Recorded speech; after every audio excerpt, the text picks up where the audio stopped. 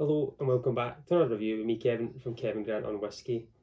This week I've got an independent bottler, one of the oldest as well, from Cadenheads. I was in Edinburgh on Monday and I went in and had a wee kind of nosy about, and I seen there was this Balblair, which is 56.6% ABV, 11 years old, all are also sherry cask matured, so the colour of it is beautiful.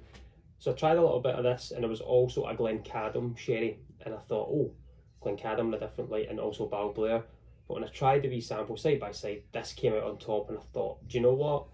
I'm going to go for this. So we'll try this. I'll go back to the price on it and get a little bit of the tasting notes as well. As you can see, it's not been opened. This is another uncorking, and I know with the ABV and so forth, it might struggle with.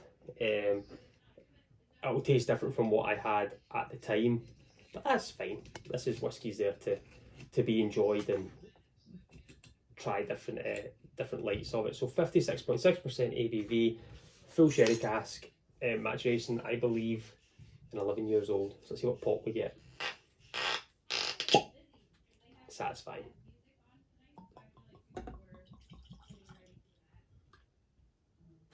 So a wee bit in there.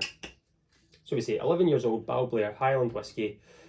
I love the 12-year-old. It's completely different because it's a lot of American oak, bourbon cask maturation, and this is a sherry maturation, Oloroso, distilled in, it says on there, 2011 and bottled in the winter of 2022. So it must have been close to being 12 years old. I can see it's got to have been close to that. 666 bottles out there, so we can call this a devil's bottle then. Why not? Let's go with that. This could be the devil's bottle, so we'll see how well it's going to get to know it. Balblair being Highland. Another kind of cool fact with Balblair is also that the Angel Share movie that you've seen, a lot of that was filmed at Balblair as well as Deanston and things. So it's got a little bit of history to it. Balblair being one of the, I think, distilleries found in the 1700s. It's the fourth oldest distillery, and it was founded in 1790, I think. But there's some records shown from 1749, but I think the history does show it's 1790, and it's the fourth oldest distillery from 1700s as well. Really cool. I like the whiskey, as I've said. I think the kind of raw spirit that you get and that kind of bourbon maturation is really, really good. So to have this in the 56.6%, 11-year-old, full sherry, the colour of it, as you can see, it's really, really dark. So I'm expecting big, bold, dark flavours compared to what we've done recently in that kind of bourbony cask makeup. It's going to be slightly different. So let's get it on the nose. Let's get into this tasting. Let's get into Cadenheads independent bottling. This is from their, I can't remember what the actual range is called. They've got certain ones. Is it the collective range or something like that? I don't think it's even on there. I can find out anyway. Cool bottling, enough information on there for me. Right on the front tells me everything I need to know without a little bit more. But let's first and foremost get this on the nose, get it on the palate. I've got some water here that we can dip in as well to try and see if that's going to change anything just for the high ABV. So first dram of the day, let's see how we get on. So colour wise, it's stunning. It's really, really dark. It's a kind of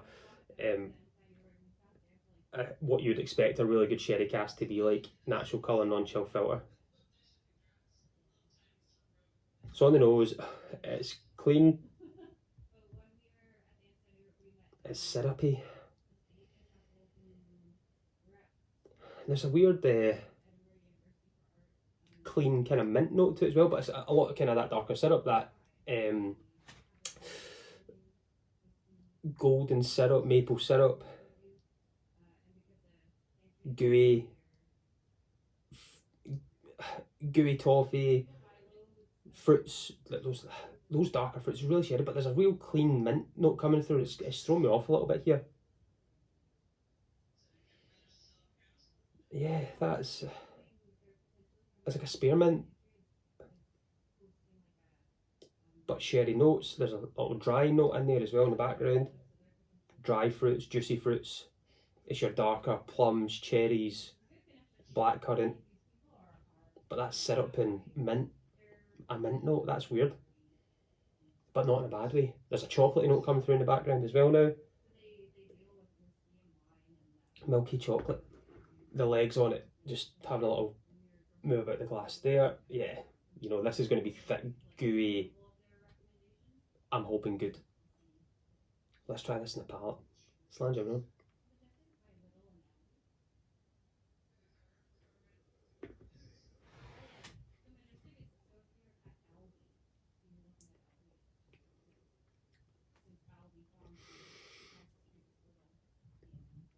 There's a lot more. It's kind of powdered chocolate now, I would say. I'm getting more of in the palate. That clean mint note has disappeared. It's a definite smell, is the clean spearmint coming through with the darker cherries and currants. But on the palate, it's drier, nutty, but powdered chocolate. Powdered chocolate note, nutty, thick, meaty, savoury more than anything. That's a wild contrast from the nose to the palate. It's dry. It's very, very dry at the end. Maybe a little bit of tobacco note to it there as well now. Getting a tobacco leaf, like cigar leaf. I don't know if you've ever had a cigar before and it's not been lit yet, but if you've ever... I have cigars occasionally when I'm golfing. And it's got that kind of tobacco leaf prior to lighting it. If you just taste the cigar, I've got that. Maybe there, as I say, powdered chocolate note to it, a little bit savoury. But on the nose, it's clean. Mint there. Dry. Juicy fruits, dried fruits as well. There's a lot going on here for 11 years old. I'll try another wee sip and I'll add some water.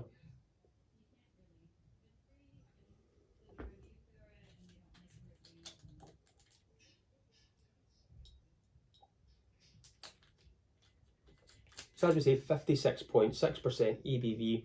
It doesn't taste that way. I think the sherry cask has a lot of influence to take that back. That sweeter, drier notes from it. It's taking the alcohol hit away. That syrupy note's still there in the nose. That little bit of water's just completely opened up that minty note, that clean, fresh.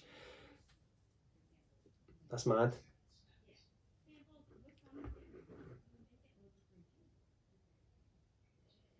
It's weird. I think having this, if it was blindfolded and not knowing the colour or the cask makeup, I would probably wouldn't say on the nose it's a sherry cask. And if you look at the colour of it, non-chill filtered, natural colour, full Oloroso sherry, it's crazy. Yeah, I've homed in on that minty note. I can't get away from it. So I think a revisit to this one will maybe open it up differently again.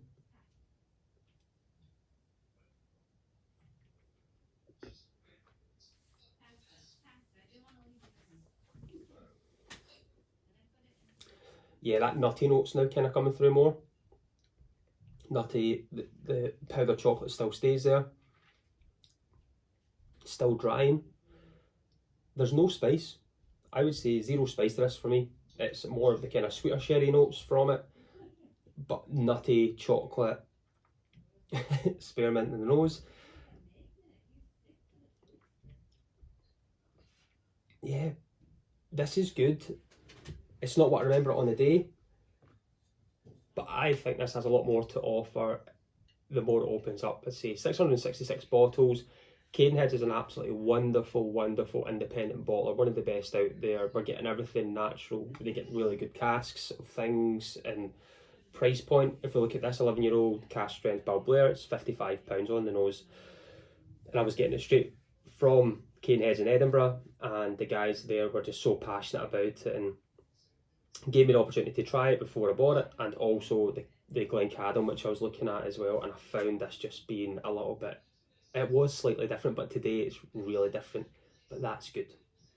Whisky can be this really open and different and change on a daily basis, but maybe the whisky's not changing, it's maybe ourselves that are changing, right? From our nose to the palate to the taste buds, to the finish. It has a long finish. It's that gooey sherry finish, but no spice whatsoever. This is that kind of tobacco leaf from cigar. It's got a lot going on, and I'm delving back into this kind of sherry world after Christmas. It's been the full bourbon finishes or maturations, predominantly. I know a 75%, 80% bourbon to maybe a softer sherry, but to go to this, excuse me, the palate's completely changed.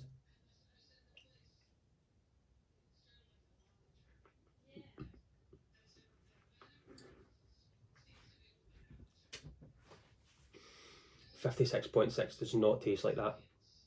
It drinks like a 43, which could be dangerous as well, because this is an easy sipper. Does it blow my socks off? Does it make me go, wow? Not yet, no. But it's good whiskey. It's good honest whiskey, good honest sherry cask matured. Balblair, I like, as I say, the 12-year-old, I really, really enjoy, but this is Balblair in a different light. And I think that's good with independent bottlers. They can flip it a little bit and change from that core range and give us something different. So this Devil's bottle, we'll call it for the 666, right? We'll call that the Devil's bottle. And fun fact as well, if you'd like to know, on a roulette table from 0 to 36, if you add every number together, 1 plus 2 plus 3 plus 4, all the way to 36, you get the number 666, and that's why they call that the Devil's game. So that's a fun wee fact. You can have that wee one for free, alright? I think the branding's good, the price is good for what we're getting. I'm happy with it. I may have also bought another bottle from Cadenheads, which I'll reveal next week and do a review on. But this has been good. I enjoy it. It's got so much going on, as you can see with the tasting notes that I've been able to put out there today. And I think this is going to give a lot of changes throughout the bottle. This will be one I'll gift out as well. People can try if they've never tried it before and are looking to try. I'm happy to always share my whiskey, which I've got a lot of it, so it's always easy to move it on. I just bought some sample bottles the other day. I'll go and sit back, I'll finish this, and that'll be the last dram, the first and last dram of the day. But again, everyone, thanks for tuning in, thanks for subscribing, thanks for the newcomers that are here just now as well. Next week, I'll give a wee teaser. It's maybe something that's brand new, that's just came out from somewhere in Campbelltown, and I'll just leave it at that. We'll see what's going to be here next week. But I'll go and sit back, I'll finish this, I'll enjoy this, and maybe I might pour another wee one just in case, just to see if it changes any more differently than it is just now. But as always, I've been Kevin from Kevin Grant on Whisky. Join me next week. Let's talk whiskey. Slainte.